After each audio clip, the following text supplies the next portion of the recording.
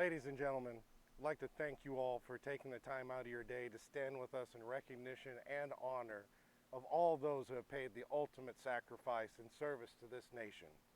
I'd like to take just a moment and recognize all of those among us that have served or are currently serving, as well as any here who have lost a loved one in service. We are humbled by your sacrifices, as we now know they are great, and we commend the demonstrations of courage and strength that you have no doubt shown throughout the most difficult of times. I would also like to specifically recognize one of our own local heroes, retired First Sergeant John Brandenburg, TOP. He was an Army veteran of over 20 years. We just lost to his new orders for his present duty assignment servicing airframes for the commander of all commanders just this month. He is survived by his brother Bob, two sisters Vicky and Jolene, children of which Autumn is here today, grandchildren, nieces, and nephews. Of course, least we forget to mention his household six of 5 years, Lorna, which is also here with us today. More than 1.1 million men and women have died in wartime throughout the span of this nation's history. To put that in perspective, that is more than the populations of San Francisco, Boston, Seattle, or Washington, D.C. In fact, more people were killed in World War II alone than currently live in the city of New Orleans. This, of course, does not even begin to take into account those who went wounded or even went missing.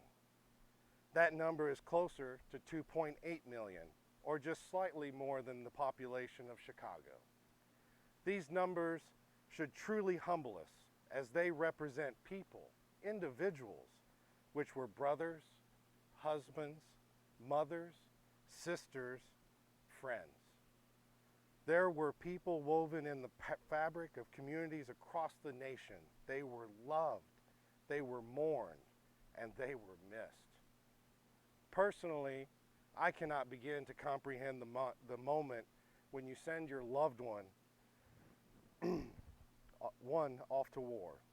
You watch them disappear out of your line of sight, knowing it may very well be the last time that you ever see them again. But this has been a stark reality for far too many families in this country. So too have been telegrams in the middle of the night, phone calls, and the chaplain standing at the door of the next of kin to tell them their loved one has been killed. It is all too easy for those who have never suffered such losses to see past the holes that were left in the families and the communities.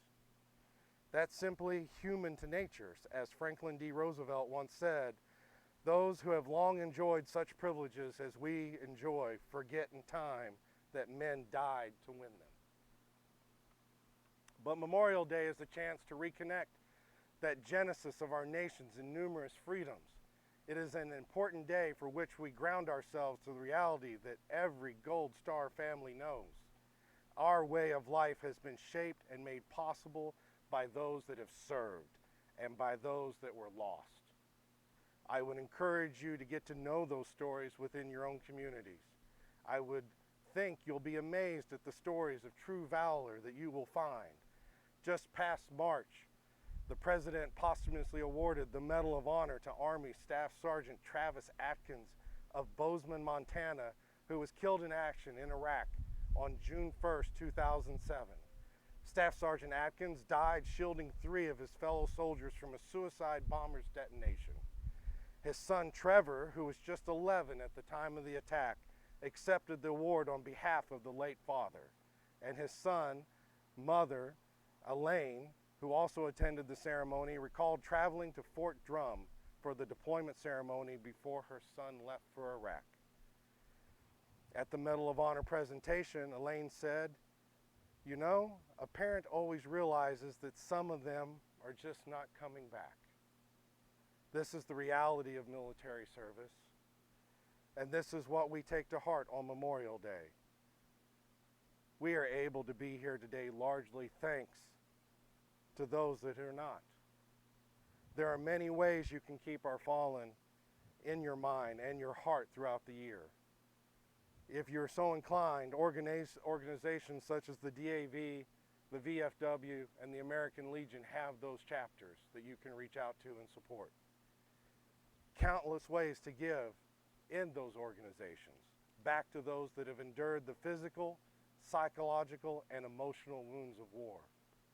It could be driving a veteran to a medical appointment, befriending a veteran who lives alone or in a nursing facility, or reaching out to the veteran who just left military service and has no clue where they fit in society. Please reach out and find ways you can help, engage, and be part of the effort to care for those that have served. Working together with friends, neighbors, veteran groups, and entire communities, we can ensure that the sacrifices made by our nation's finest and bravest never go unappreciated, and that their memories are never forgotten. I thank you all for joining in today's tribute. I hope you keep our military men and women and the sacrifices they made close to your heart today and throughout the rest of the year. I do want to share two quotes with you. The first by General George S. Patton. "It is foolish and wrong to mourn the men who have died. Rather, we should be thanking God that such men lived." And from President Ronald Reagan, whom there are many I could share today in his quotes, but I find this one to be the most fitting. "The United States and freedom for which it stands, the freedom for which they died, must endure and prosper. Their lives remind us that freedom is not bought cheaply. It has a cost. It imposes a burden. And just as they whom we commemorate we're willing to sacrifice, so too must we, unless a final, less heroic way, be willing to give of ourselves." Thank you. I would ask that you all please stand for taps.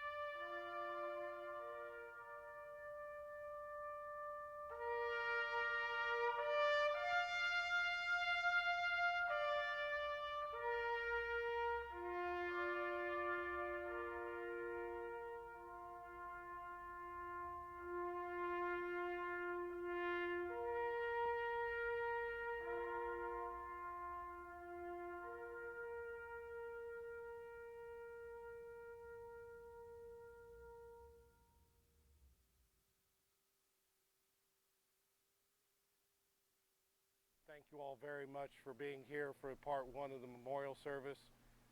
Our flag retirement ceremony will begin shortly. To clarify for those that may not understand or know the difference, there are people that will talk about the burning of the flag. Yes, that's not very good in our areas of our families and stuff, but to honor and respect the flag and to retire it properly is in our flag code, and that is what we will be doing today.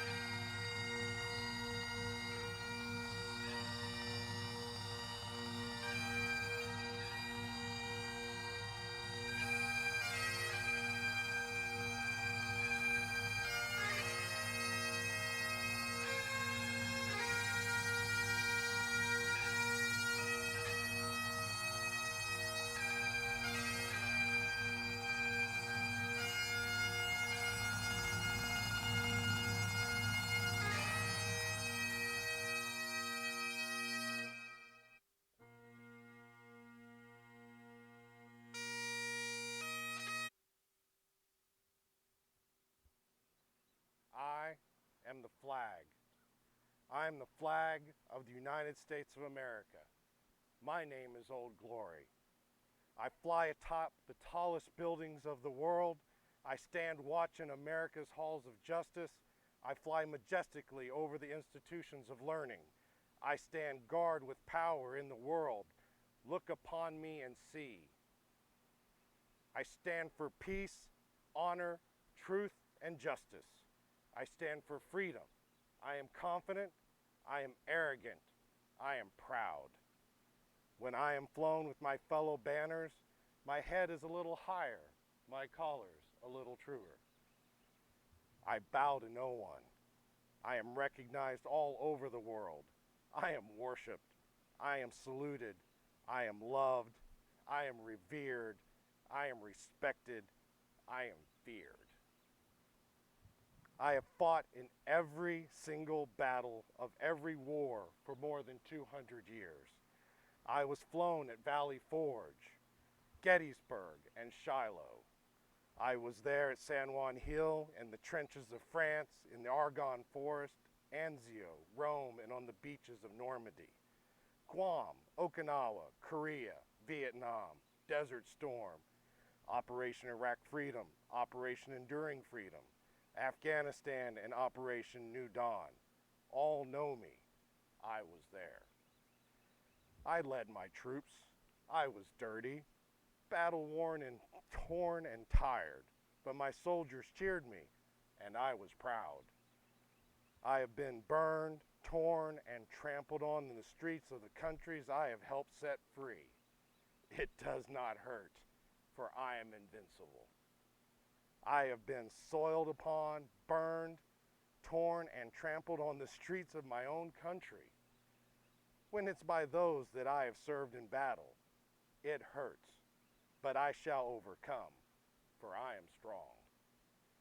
I have slipped the bonds of earth and stood watch over the uncharted frontiers of space from my vantage point on the moon.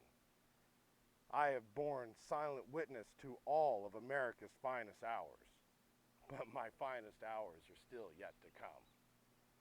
When I am torn into stripes and used as bandages for my wounded comrades on the battlefield, when I am flown at half-staff to honor a soldier, or when I lie in the arms of a grieving parent, or the grave of a fallen son, or daughter, or brother, I am proud. My name is Old Glory. Long may I wave.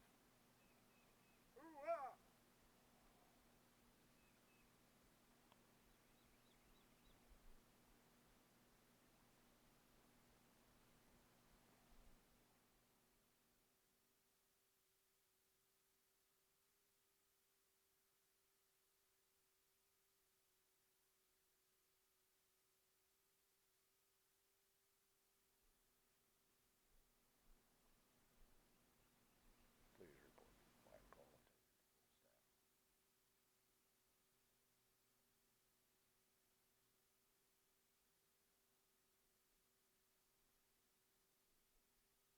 Thank you all very much for being part of today's ceremonies. As you will see, the honor guard is moving over to the flagpole now to take it to full staff.